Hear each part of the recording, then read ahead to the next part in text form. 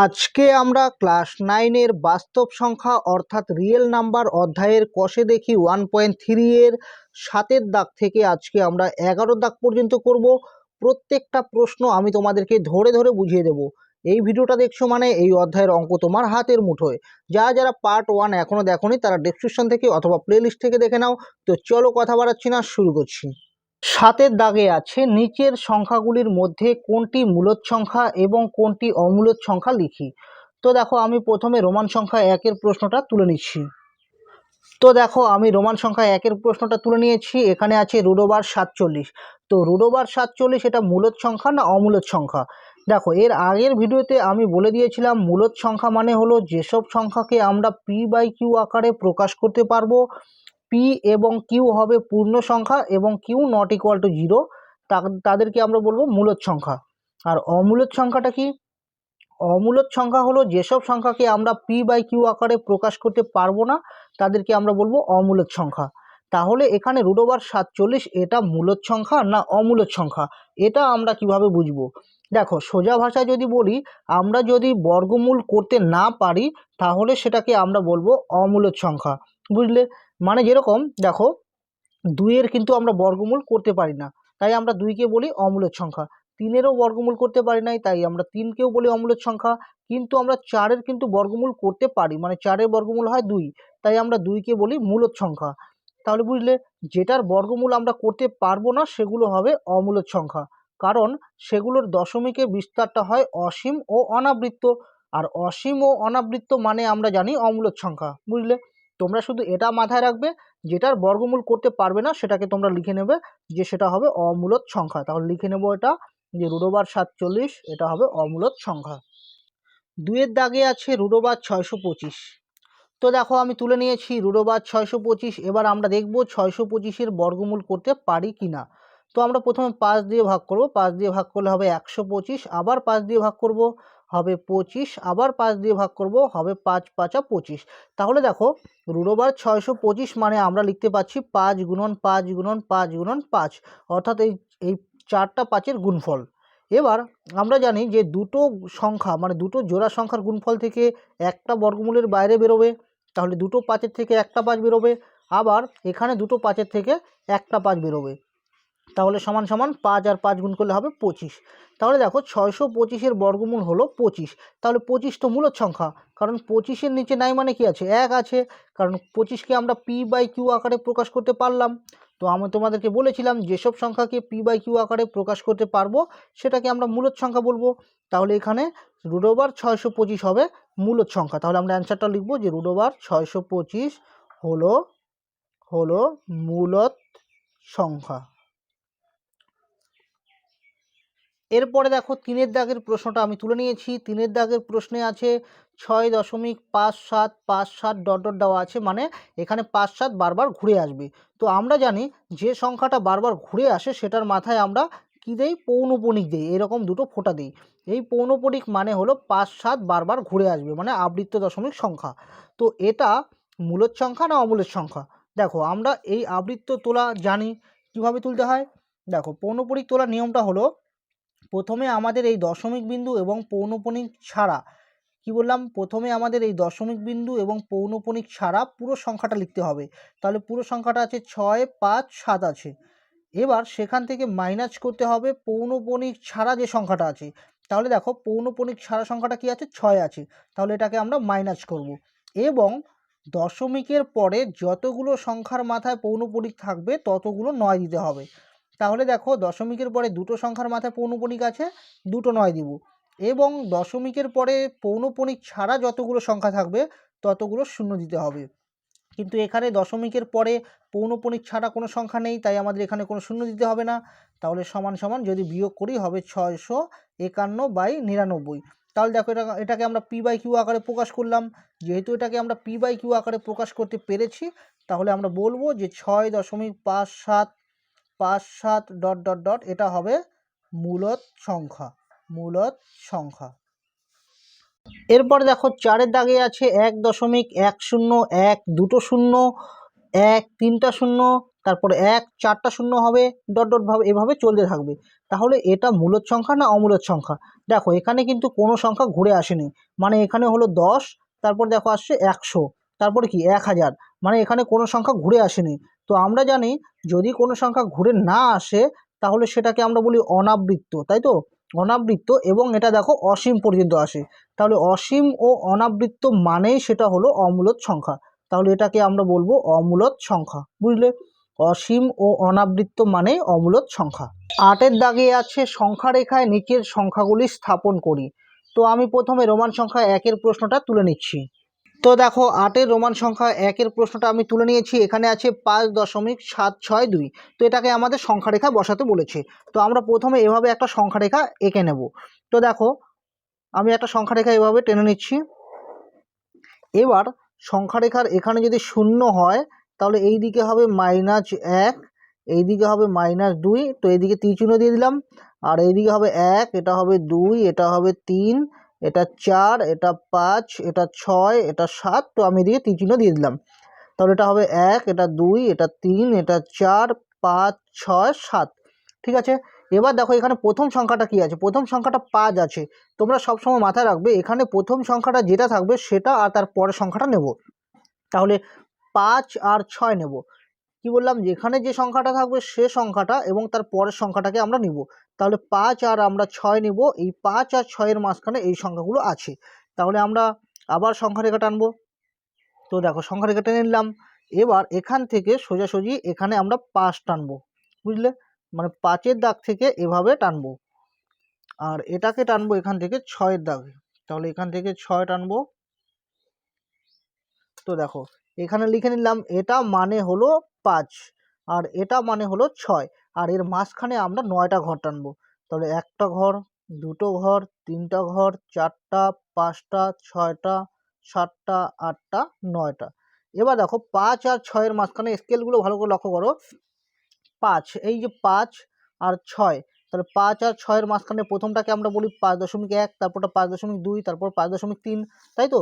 তাই আমরা এটাকে লিখবো যে 5.1, এটাকে লিখবো 5.2, এটা 5.3, এটা 5.4, এটা 5.5, এটা 5.6, এটা 5.7, এটা 5.8, এটা 5.9, তারপরটা 5.10, মানে এটা হলো 6, বুঝলে?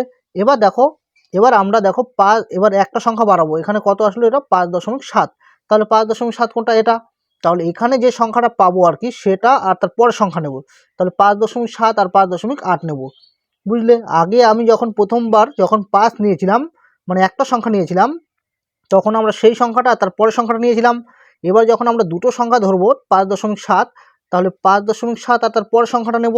ঠিক আছে, এই রকমভাবে আমরা সংখ্যাগুলো মানে সংখ্যা রেখা বসাবো। তো দেখো, তো আমরা এখান থেকে 5.7 থেকে এখানে সোজাসুজি টানবো, এখান থেকে এখানে টানবো, এটা হলো 5.7, আর এটা হলো 5.8, এটা হলো 5.8। তাহলে আমি এখানে লিখে নিচ্ছি, এটা হলো 5.7 আর এটা হলো 5.8, আর এর মাঝখানে আমরা এখানে 9টা দাগ টানবো। 1টা, 2টো, 3টে, 4টা, 5, 6, 7, 8, 9। তাহলে এটাকে লিখবো আমরা 5.7। এখানে সব জায়গায় আমরা 5.7 লিখবো। 5.7 মানে এখানে যেটা থাকবে সেটাই লিখবো। 5.7 এখানেও লিখবো, 5.7 এখানেও 5.7, আমরা 5.7 এখানে 9টা লিখবো।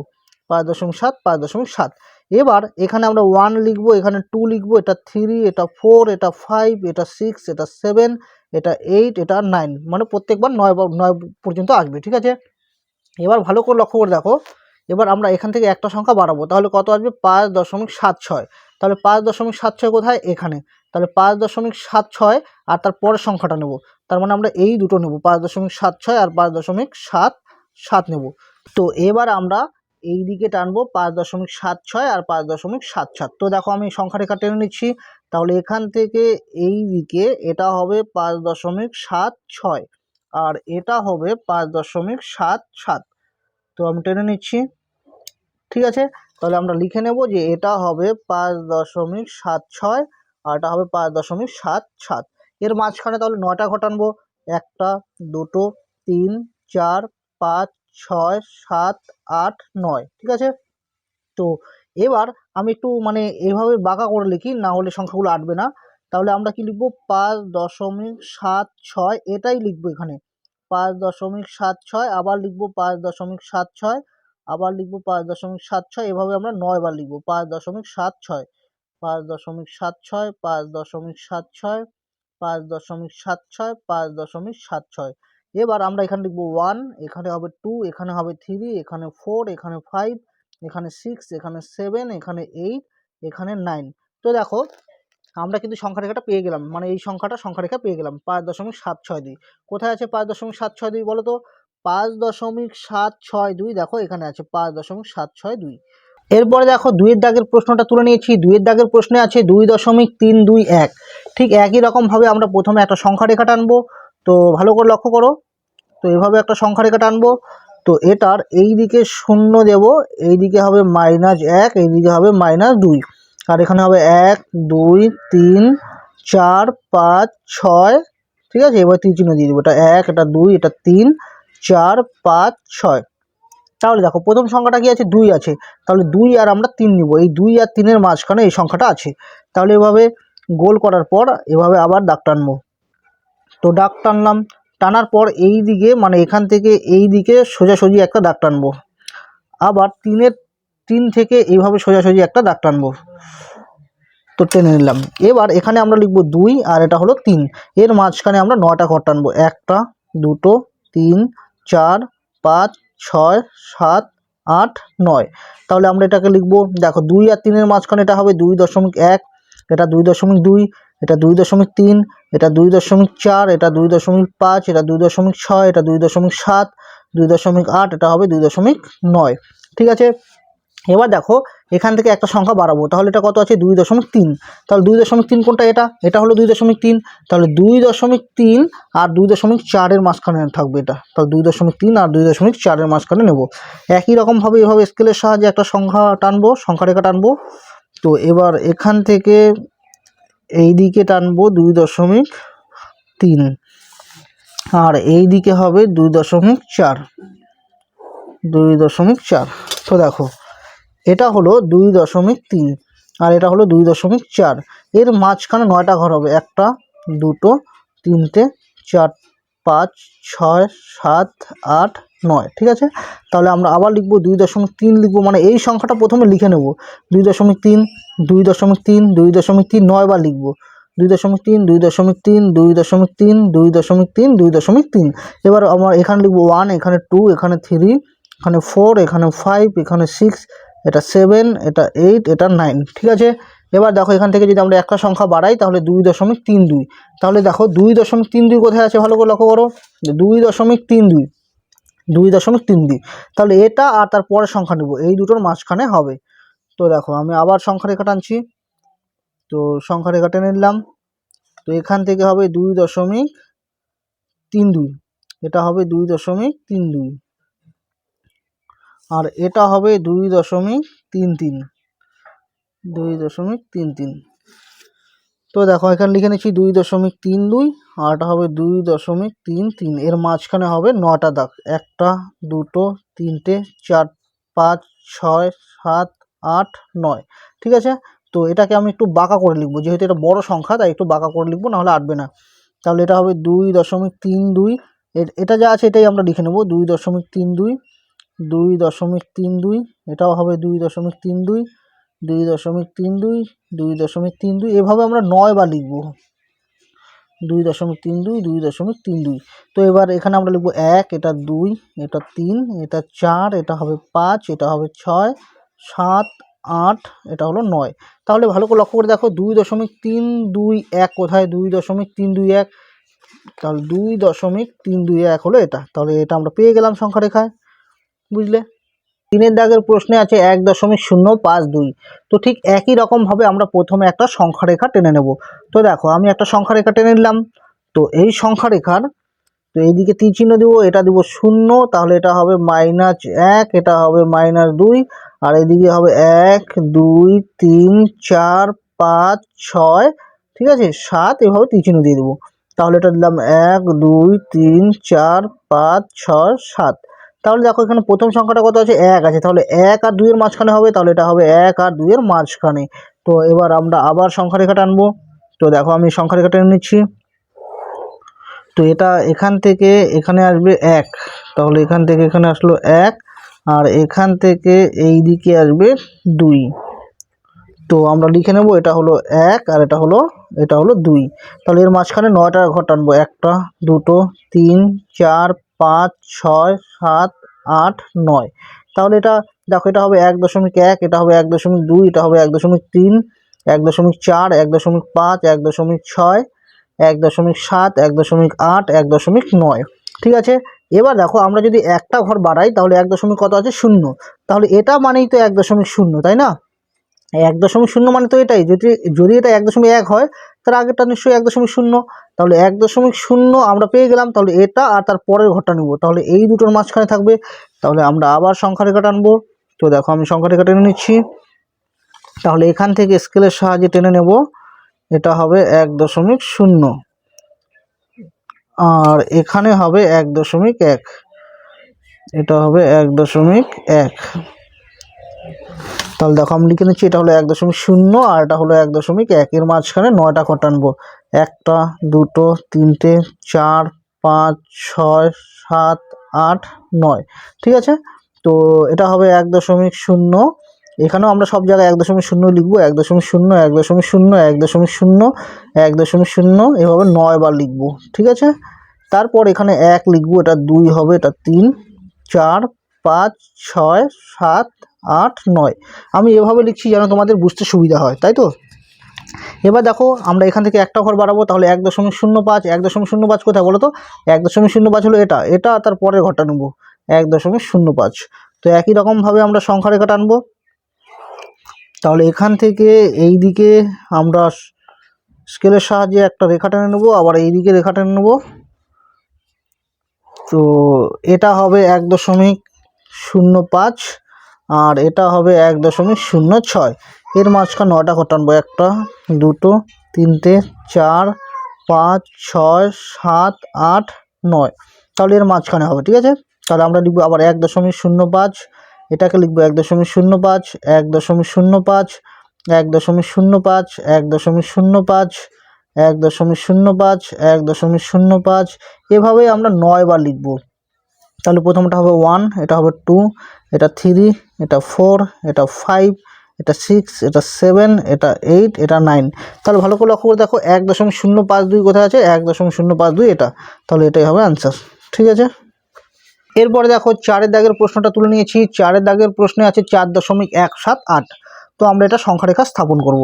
তো আমরা প্রথমে এইভাবে একটা সংখ্যা রেখা টেনে নেব। সংখ্যা রেখা টেনে নেওয়ার পর এখানে আমরা 0 লিখব, 0-র বাঁদিকে হবে -1 -2, আর এদিকে হবে 1 2 3 4 5 6। তো এদিকে তীর চিহ্ন দিয়ে দিব, এটা হলো 1 2 3 4 5 6।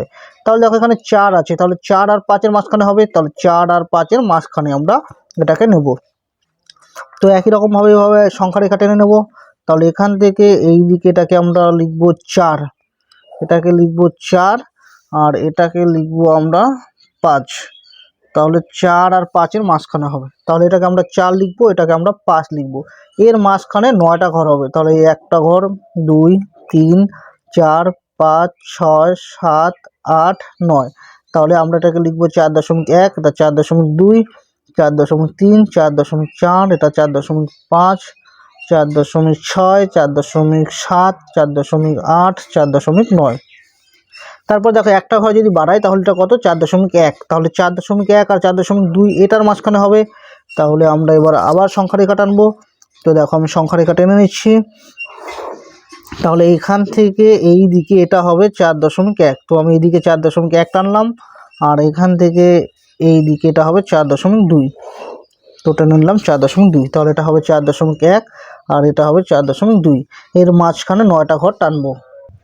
তাহলে হলো 1 2 3 4 5 6 7 8 9। তাহলে এটাকে আমরা আবার লিখবো 4.1, এটাও 4.1, এটাও 4.1 লিখে তারপর 1 2 3 লিখবো।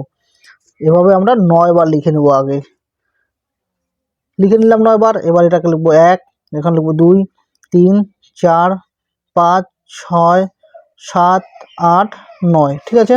তাহলে ওখান থেকে আমরা একটা ঘর বাড়াই, তার 4.17, 4.17 কোথায় এটা, তাহলে 4.17 আর 4.18 এর মাঝখানে থাকবে।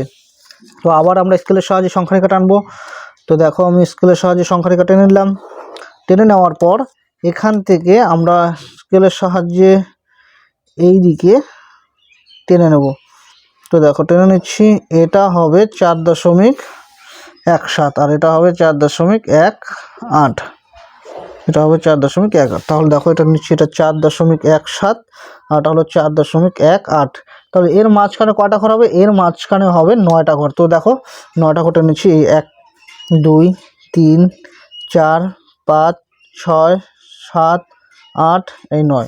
তাহলে এটাকে আমরা একটু বাঁকা করে লিখবো, 4.17 আমরা 9 বার লিখবো, ঠিক আছে।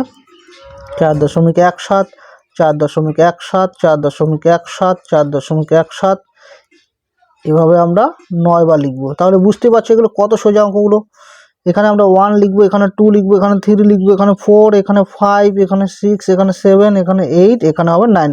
তাহলে দেখো 4.178 কোথায়, 4.178 হলো এটা। ব্যাস আমাদের হয়ে গেল সংখ্যা রেখা বসানো, বুঝলে।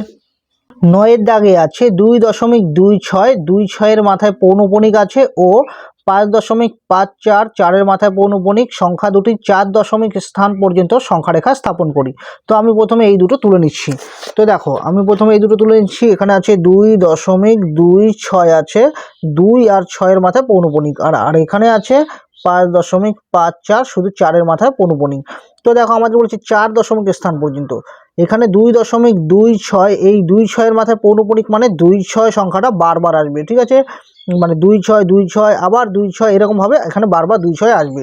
আর এখানে 5.54 মানে এখানে 4-এর মাথায় পৌনঃপুনিক মানে 4 সংখ্যাটা এভাবে বারবার আসবে। কিন্তু দেখো ভালো করে লক্ষ্য করে দেখো, এখানে কয় দশমিক স্থান পর্যন্ত বলেছে, 4 দশমিক স্থান পর্যন্ত। তো আমরা এটাকে এভাবে লিখবো, 2.2626। তাহলে 4 দশমিক স্থান পর্যন্ত হয়ে গেল। তাহলে এবার লিখে নেব 4 দশমিক স্থান পর্যন্ত, ঠিক আছে, আমরা নিয়ে নিলাম।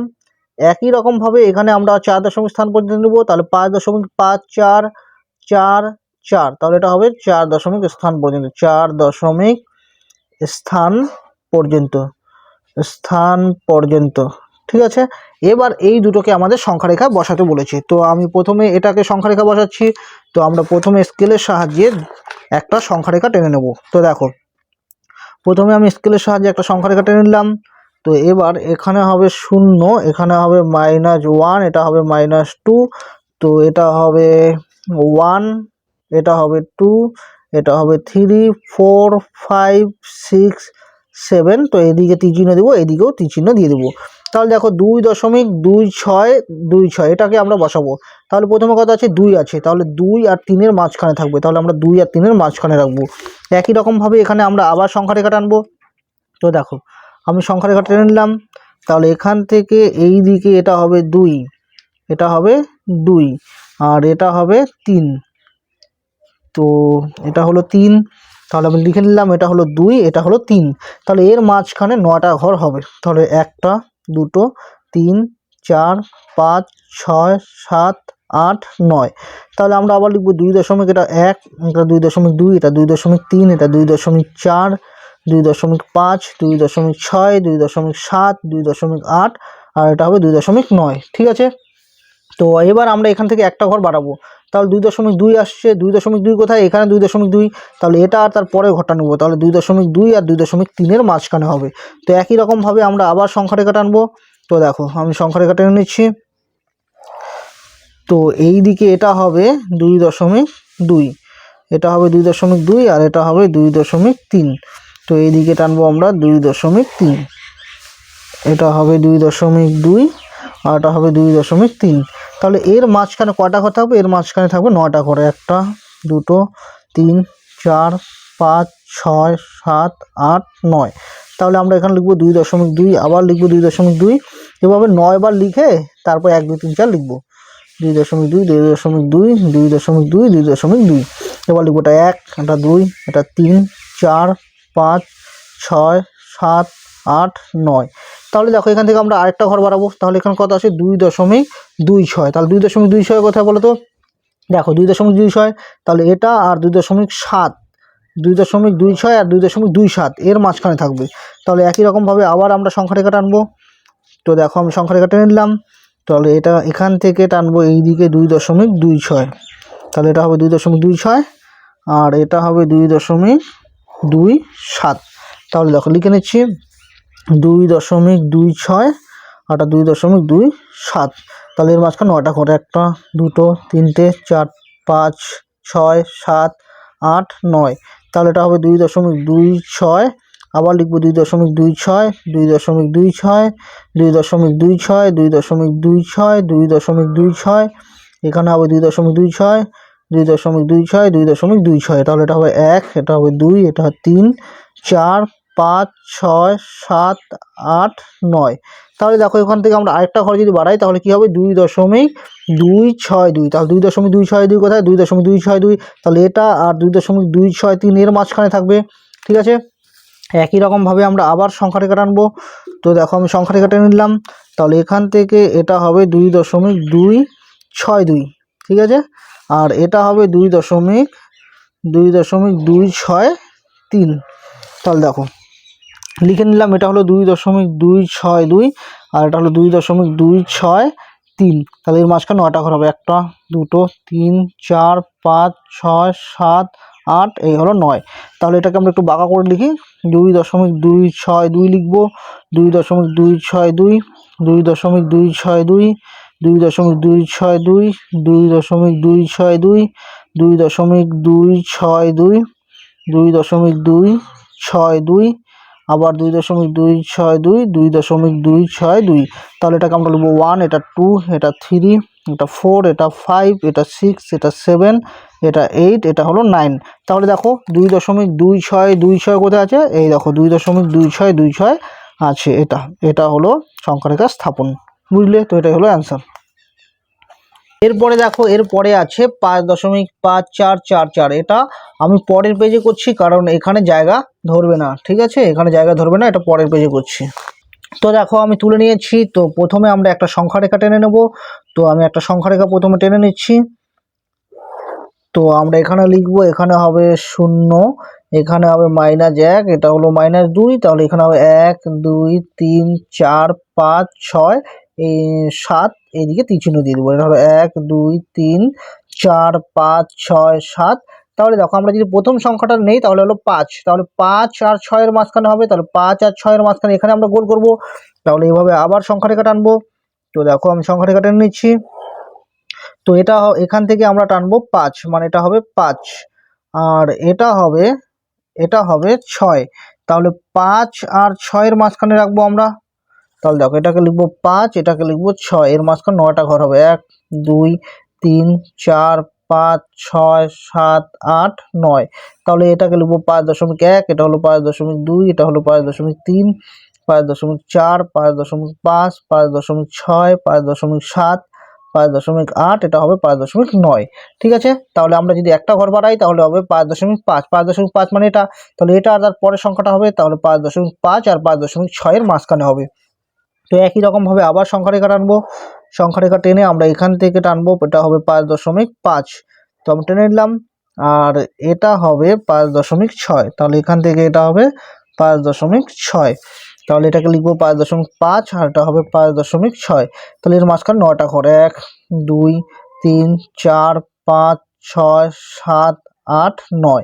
তাহলে এটা হবে 5.5 1 5.52 5.53 5.54 5.55, এটা হবে 5.5, এটা হবে 6 5.57 5.58 আর এটা হবে 5.59। ঠিক আছে, তাহলে দেখো একবার একটা ঘর যদি বাড়াই তাহলে 5.54 5.54 কোথায় আছে, এটা।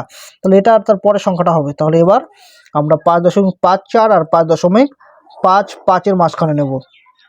তাহলে এটা হবে 5.54 আর এটা হবে 5.55। তাহলে লিখে নিচ্ছি, এটা হবে 5.54 আর এটা হবে 5.55। তাহলে এর মাঝখানে আমরা কি করব, 9টা ঘর টানবো। তাহলে 1 2 3 4 5 6 7 8, এই হলো 9। তাহলে আমি লিখে নিচ্ছি 5.54 লিখে নিলাম। 5.54 আমরা এভাবে 9 বার প্রথমে লিখে নেব। 5.55, 5.56, 5.57, 5.58, এখানে হ্যাঁ 1 2 3 4 5 6, ও আচ্ছা আচ্ছা, এটা 4 হবে, এগুলো সব 4 হবে, তারপরে লিখবো। তাহলে এটা হবে 4, তাহলে এটা 5.54, এটাও হবে 5.54, তাহলে এখানে লিখবো 1, এটা 2, এটা 3, এটা 4, এটা হবে 5, এটা হবে 6, এটা হবে 7, এটা হবে 8, এটা হবে 9। ঠিক আছে, তো এবার দেখো আমরা যদি একটা ঘর বাড়াই তাহলে কত হবে?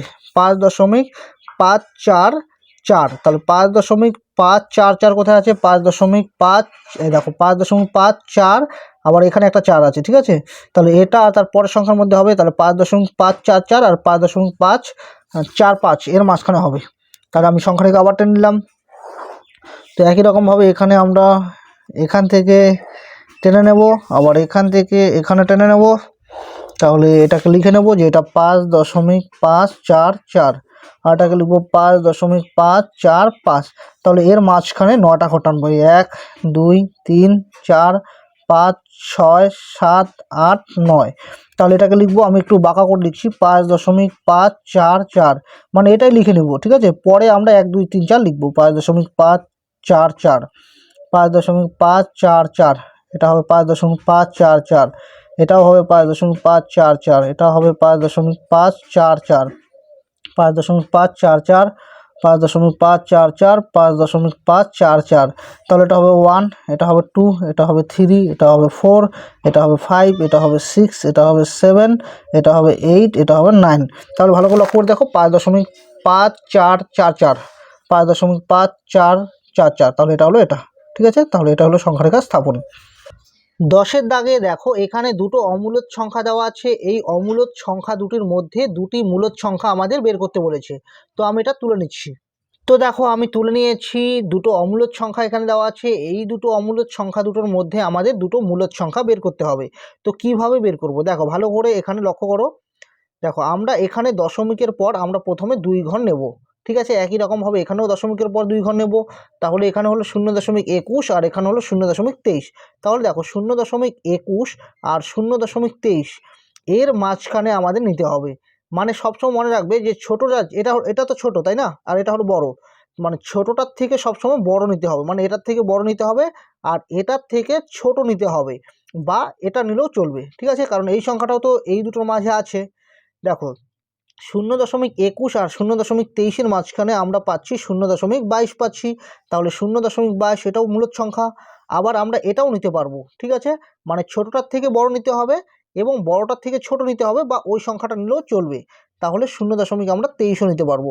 এছাড়াও আমরা আরও অন্য অনেক মূলদ সংখ্যা পাবো। দেখো আমরা যদি 3 সংখ্যা নেই তাহলে এখানে কি হবে?